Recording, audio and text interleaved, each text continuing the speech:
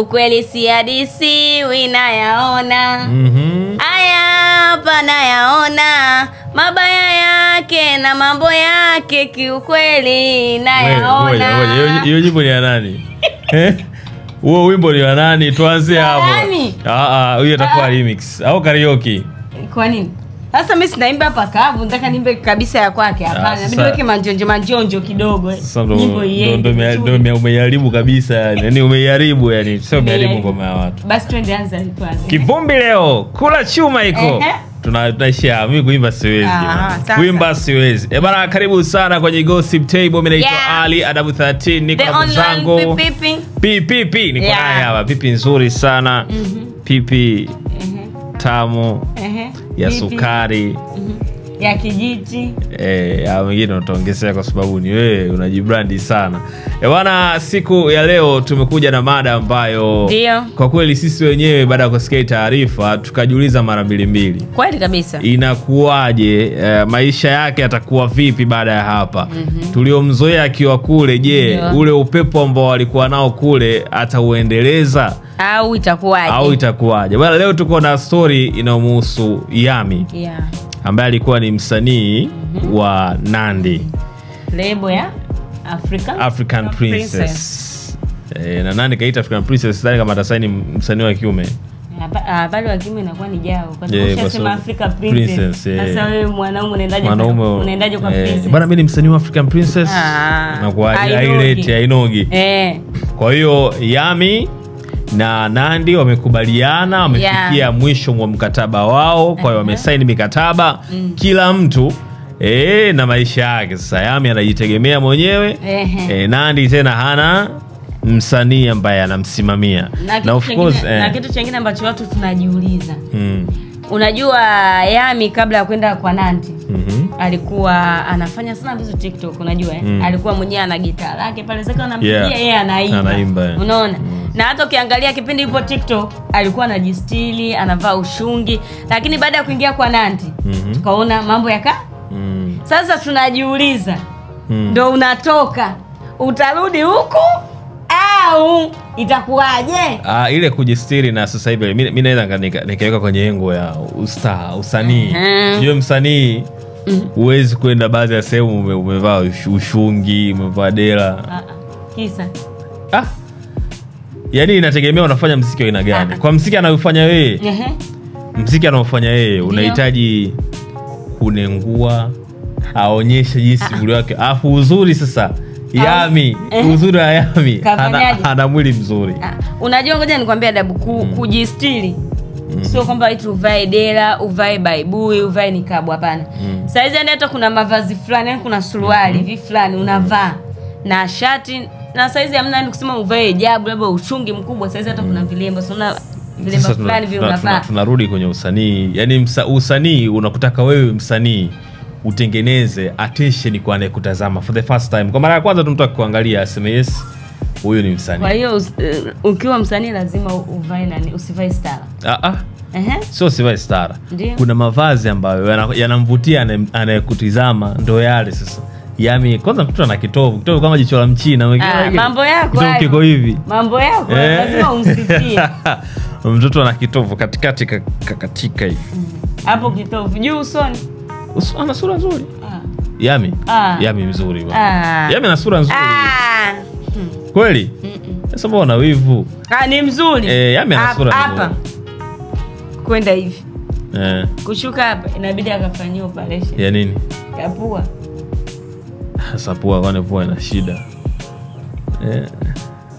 Pua kawaida. Wewe sio bwana unampinga nani wewe nani?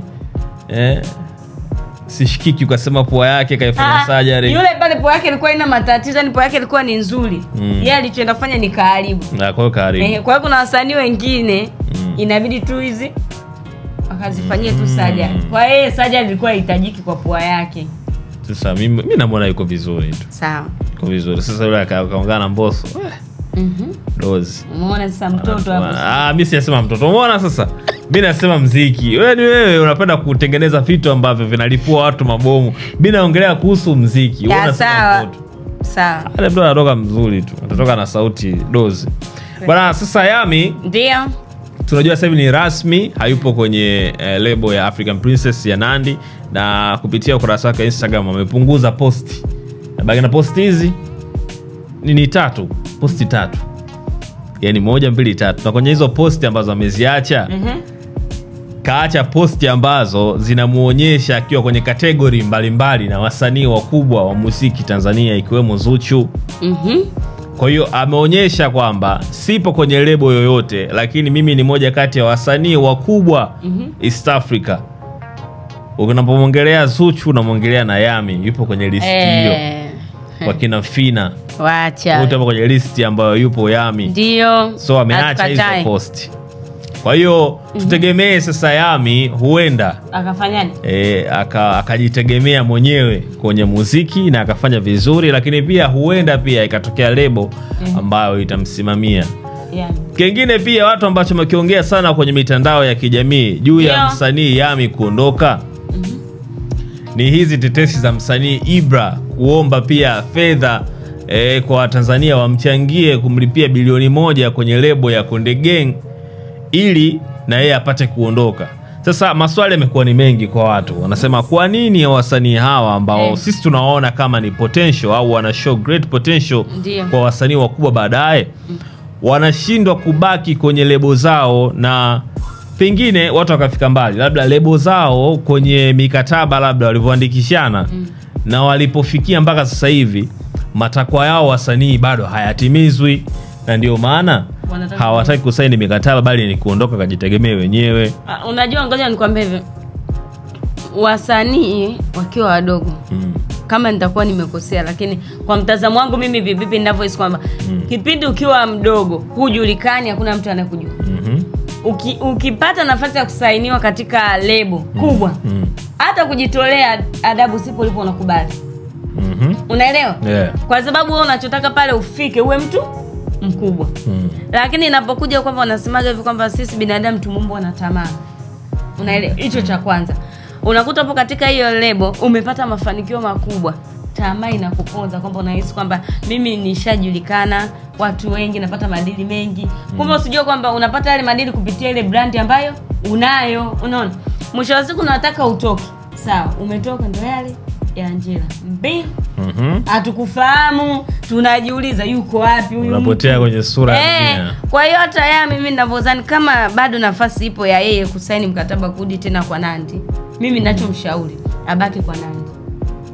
Abaki, kwa sababu upepo wa kusema hivi kwamba watu wanakutazama wewe, watu wanakupenda, watu wanakujali, mashabiki atuelekage. Kubaki haiwezekani kwa sababu kasha sign mkataba, wamesaini kabisa mkataba. Usipo amekaa mezani umeonyesha kaongeleka. Hiyo imeisha. Karudi. Lakini asifikiri kwamba yeye akitoka kwa Nandy akatoka huku nje, kuna baadhi ya watu lazima watapungua. Yaani kuna watu wanakupenda kupitia mtu fulani. Ukishatoka kwa mtu fulani na wale watu wanapungua. Ina maana kama yeye alikuwa anapata show kubwa kupitia jina la Nandy, tayari zitapungua. Itabidi sasa apate show kupitia jina lake na kipaji chake. Mimi pengine ambacho nilikuwa nakiona kwa mtazamo wangu, lakini kwa mtazamo wangu, hizi lebo ambazo zinasaini wasanii mara nyingi huwa wanaangalia msanii anaposainiwa, huwa kuna kitu anakiona, au yule msanii kuna kitu anakionyesha kabla hajawa star. Alafu lebo huwa ina mategemeo makubwa na yule mtu. Mfano mdogo nitoe kwa Wasafi kipindi hiko. Kama unakumbuka Wasafi pale kwa kuna Rich Mavoko, kuna Rayvanny, kuna Harmonize, Lava, Queen Darling. Ukichukua kichwa cha mtu kama Rich Mavoko, of course Rich Mavoko anaandika vizuri. Ukichukua mtu kama Rayvanny, anaandika vizuri. Harmonize anaandika vizuri. Sawa, Lava pia ni mwandishi mzuri. So pengine hata wale sababu ya wao kuingia Wasafi ilikuwa sio kuimba peke yake. Yaani mabosi walikuwa wanaamini kwamba sisi tukiwakusanya hawa watu kwa pamoja, hapa simuongelee sasa Diamond ndo kakusanya wale watu, naongelea timu ambayo management, timu nzima ya Wasafi, kiachana na Diamond. Sababu Diamond sio mtu ambaye anatoa final say kwa kila kitu. Ile bodi ambayo imekaa wakasema tunaweza tukamchukua msanii fulani, lakini msanii fulani anajua kuimba tu, hiki kingine hawezi kukifanya. Yani hajui kutunga, kuimba. Yeah, kwa hiyo wakachukua watu ambao wana vitu zaidi ya kimoja, zaidi ya viwili au vitatu, ndo akaweka kwa pamoja. Wakaona sasa hawa tukiweka chini wanaweza kubebana ama kushikana. Kweli kabisa. Na ndio maana tukaona Wasafi walikuwa Mavoko wakifanya ngoma labda na Diamond imeenda. Diamond akifanya na Harmonize imeenda. Lavalava sijui kafanya na muda mwingine anakuja Lavalava na Harmonize, Ivani wanachanganya. Nyimbo zinaondoka. Hata baadaye kuja Zuchu, sijui corona, sijui karantina, ona ngoma zilikuwa zinaondoka yani. Kwa hiyo ilikuwa tayari ni chemistry ambayo watu wana vitu zaidi.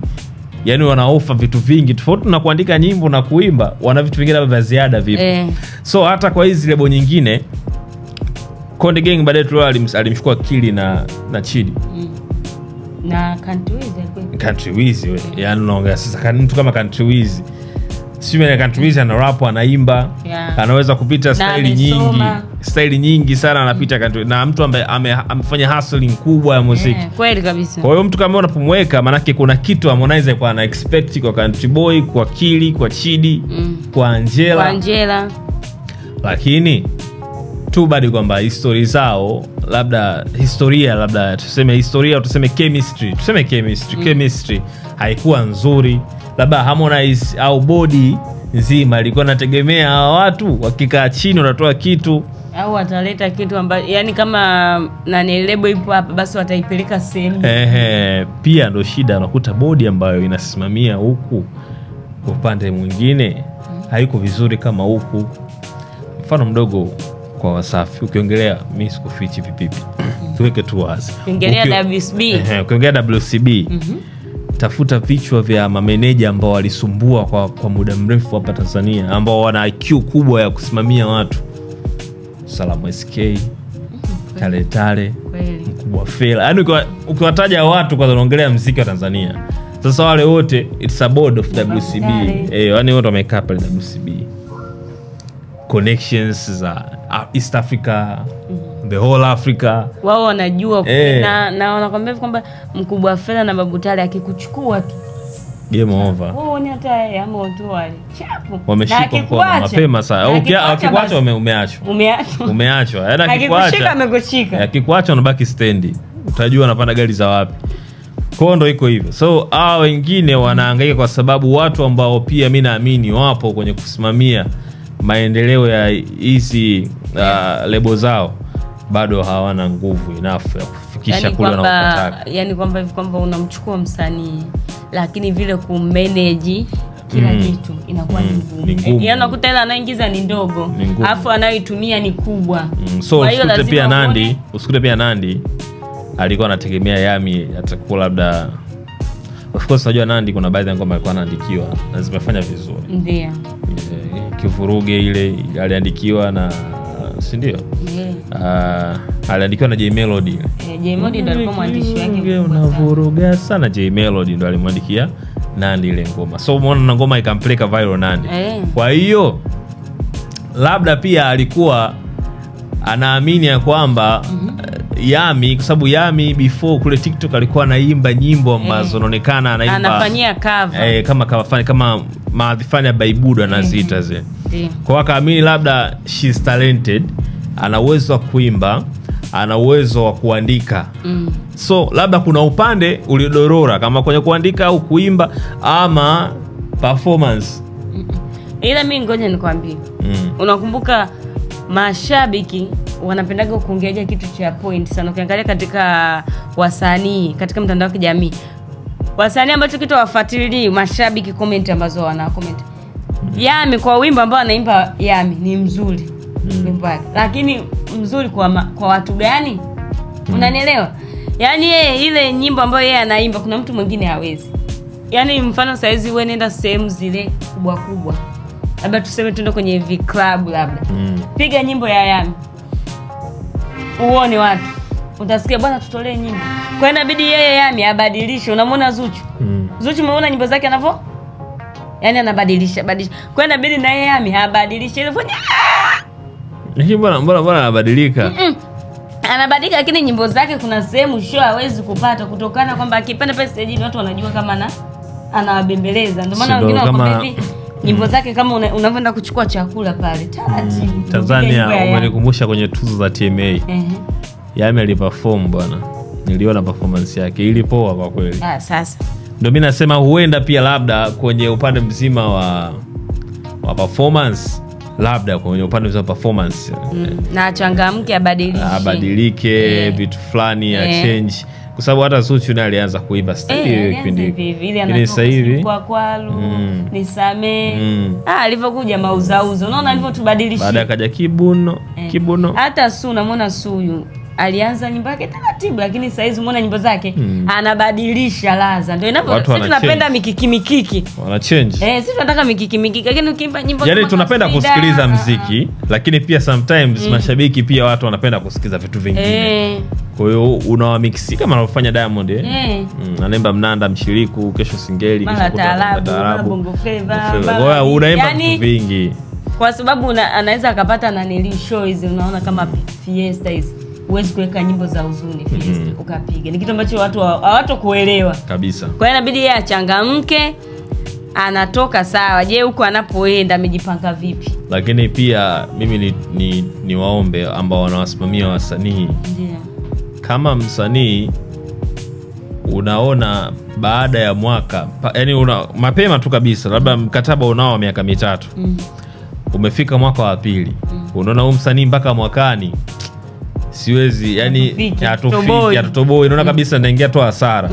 Ni bora muachane mapema kuliko unamweka pending akae chini atoe nyimbo yani ushamkatia tamaa, unasubiri mkataba wake uishe muachane, kila mtu aondoke zake. So ikiwa ni hivyo, maana yake unampotezea muda wewe kukaa chini afanye muziki na nini.